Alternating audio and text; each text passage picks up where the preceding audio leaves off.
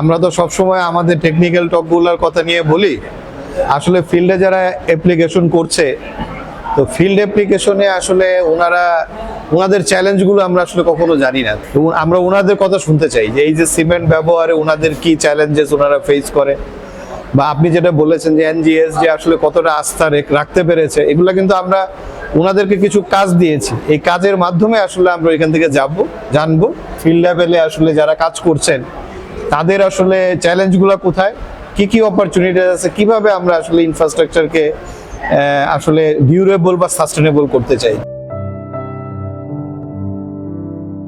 বাড়ি নির্মাণের যে সামগ্রী ব্যবহারের ক্ষেত্রে কোডাল প্র্যাকটিস আছে, বিভিন্ন কোড আছে, তার মধ্যে বিএনবিসি আছে, বাংলাদেশ ন্যাশনাল বিল্ডিং কোডস আছে, সেগুলো ফলো করতে হবে।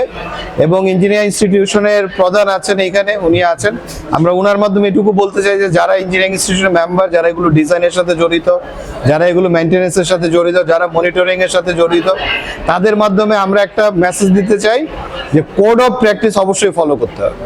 কোড অফ প্র্যাকটিসের বাইরে গিয়ে কোনো কিছু করা যাবে না। এই বিষয়টা ইঞ্জিনিয়ারদের মাধ্যমে, আমরা যারা একাডেমিশিয়ান আছে, আমরা একাডেমিশিয়ানের মাধ্যমে যেন এই মেসেজটা আমরা দিতে পারি।